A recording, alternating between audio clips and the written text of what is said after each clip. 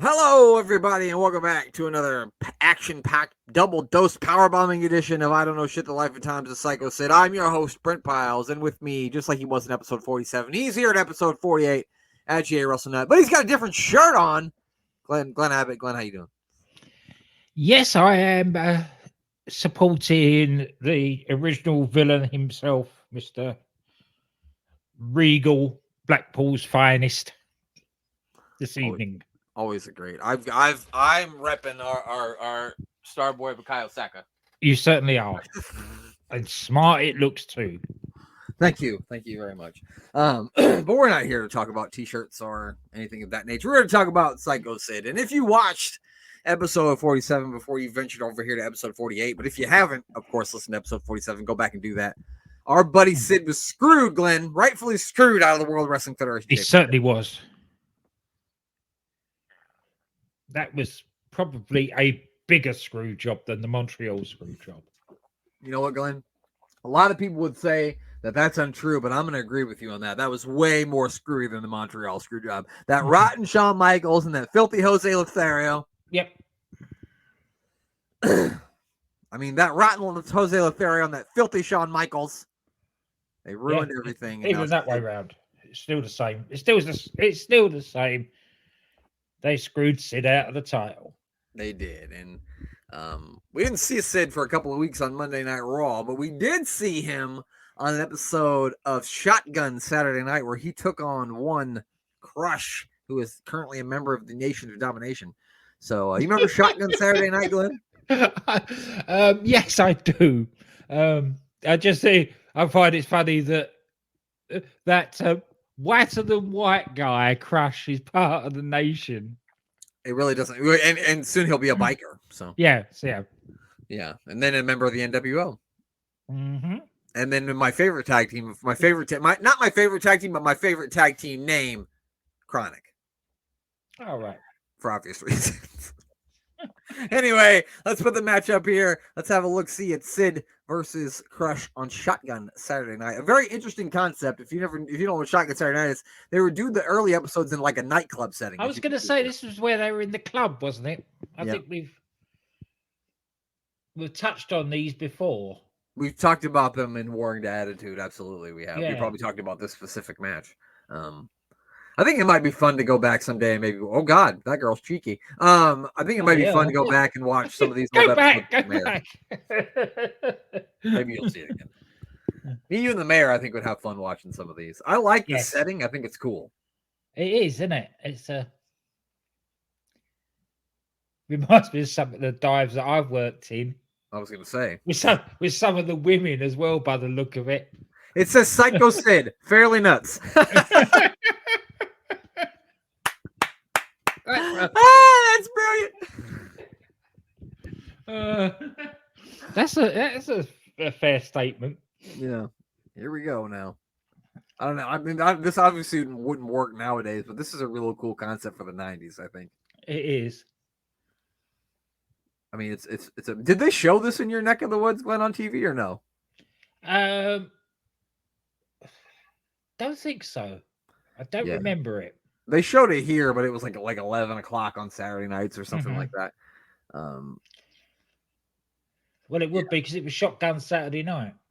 It definitely feels like the ring is smaller, right? Yeah, it is. It looks like it's an 18-foot as opposed to a 20 by 20. That WWF usually uses. I mean, it even looks smaller than say what AEW uses. Mm-hmm. It's probably cut down to size to fit the venue. Yeah, that makes sense. This looks like a ring I've seen in some indie shows. That's right. You would do. Yeah. It's definitely a high school ring. Because I have that right? AEW uses the smaller ring too, or do I have that wrong? I haven't really noticed. It may well be a bit smaller. But if somebody out there who was a more avid AEW watcher than us, let me know if I'm wrong on that. I'm not trying to besmirch them in any way. It's not something that I watch. So he's rolling him back, and the Nation of Domination members now have made their way out here. We've got Farouk. I don't know, and I think Savio Vega's in the Nation at this point. Probably. I got to say the 98 version of the Nation makes a lot more sense than the 97 version. It certainly does. Yeah, this one was strange. I guess they stuck Crush in there because like Clarence Mason was like representing him, because remember, like when he came back in, he had come back like he was a criminal. He got arrested for many felonies. Oh yeah. Hence the look. Yeah, that's why he looks like a criminal. Yeah, and not the Kona Crush that we knew and loved. Brother, Crush here, brother. That's my favorite Crush. Oh, he's biting him. He is biting him. You I wouldn't bite a Psycho, man. No. Working him over in the corner here. We got referee Earl Hebner here in Shotgun Saturday Night, which, This is. Oh, he's really taking it to Sid. If we thought that the Shawn Michaels debacle last week was the start of shafting Sid, this is definitely moving it on, shall we say? Definitely, I would agree with that. My dogs heard something up there, so they've made their appearance on the podcast. Oh, I was trying to get themselves over. Sorry. What pet doesn't? That's true. I mean, I get it. They are cute. I mean, I'm a little bit shocked by the amount of offense that Crush has gotten here. Nice little body slam. And the Nation members haven't even got involved, so it's not like he's had to help. Here we go. The Nation of Domination by any means necessary. Here we go. He's picking Sid up now. Is he gonna... Oh, he's going for the heart punch. Uh-oh. Yep. This might be the end of Sid if he hits this heart punch. No, he's not going to. No. Hey. Not anymore. It's time to go up for a ride. Sid's crushy, crush. And down. He definitely crushed now. Yeah, he's crushed for sure. Is he going to set him up for a powerbomb? He certainly is. He is. I'd be careful with the Nation maybe hitting the ring here. You know how they like to do. Mm-hmm. Oh, we got him. Oh, he's not going to go for the pin. There you go. He's trying to hit the ring. Mm-hmm. Now what's he doing? He's going for a weapon. There you go. There you go. Excellent. There you go. That'll clear the ring. Mama Yudi didn't raise no fool. No. Oh, take that, Krona Crush, brother. I like how crazy. Watch how crazy. The thing is, the referee hadn't already disqualified the Nation for interfering.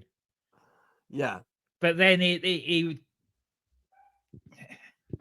disqualifies Sid for defending himself. Yeah, that's baloney. Sid is the winner of that match in my heart and my mind, Glenn. I don't care. Yes, and mine. We don't care. We don't care what that was diabolical refereeing now.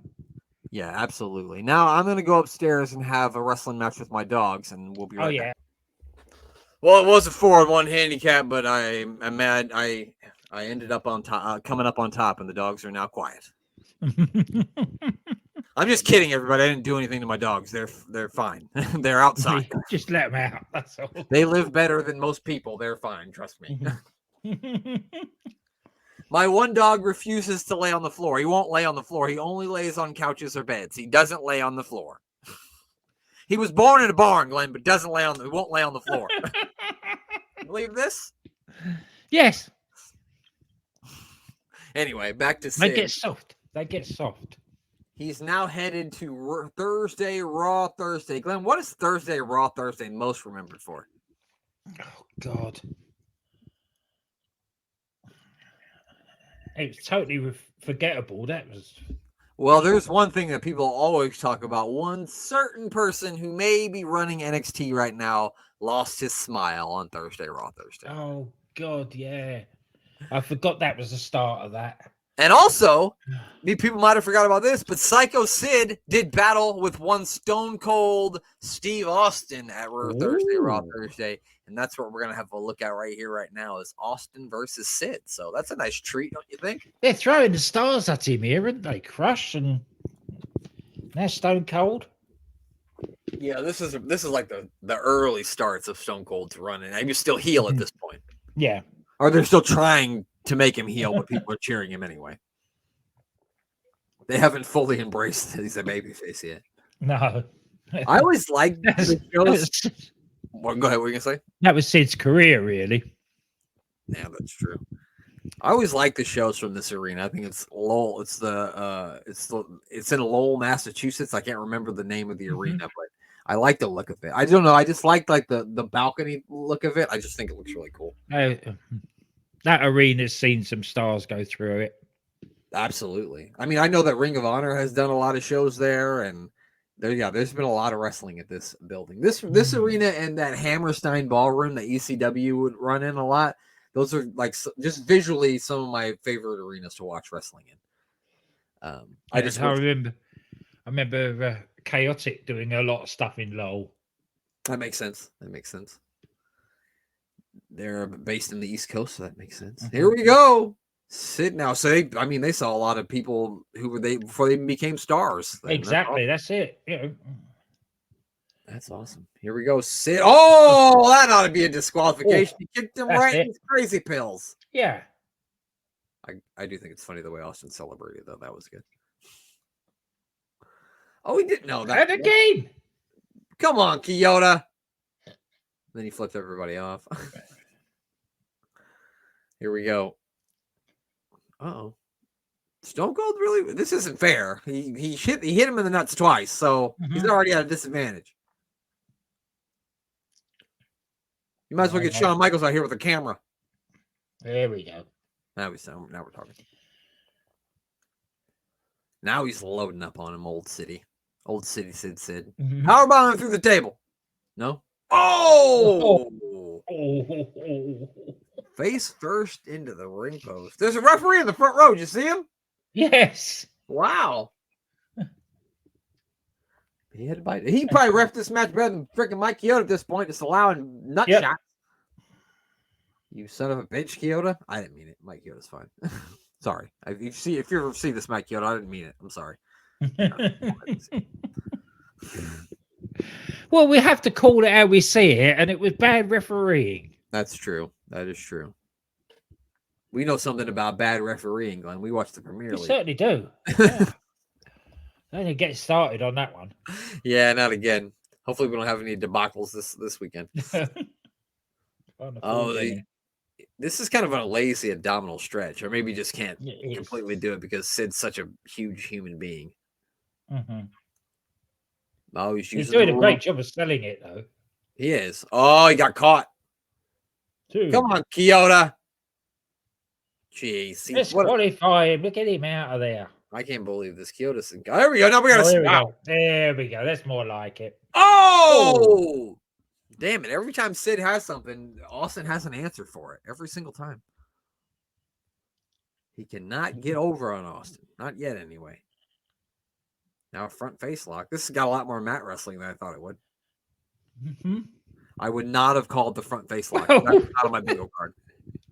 The kick's in the nuts got Sid down early, so that's a good point. I mean, if I had to fight a guy Sid's size, I'm not going to say that might not be the first place I would go to. Exactly. Or find something very heavy to hit him with. Yeah. Oh, here we go. Now he doesn't want to exchange fisticuffs with Big Sid. Not Steve Austin. You don't want to do that with Sid. Oh, face first into the mat. He's going to drop the big leg on him. He is. Oh, no, God damn you, Steve Austin. You son of a bitch. Yeah, what's he going to do? Oh, he's going to figure four. Oh. I don't know if he's going to, or maybe he's going to put him in the sharpshooter to mock Bret Hart a little bit. Because they're feuding at this point. Oh, right. Yeah. Here we go, Sid. Well, that didn't go well for him. That's something. Oh, big boot. He couldn't answer that, could he? No. Big foot to face. Works every time. Oh, speaking of Bret Hart. I'll talk about Hart. Oh, and Sid loses. Again. By disqualification. Because not his fault. Damn you, Bret Hart. This is all Mike Chioda's fault. I'm blaming Mike Chioda. So Bret Hart comes out here, attacks Austin. So Sid's going to lose by DQ.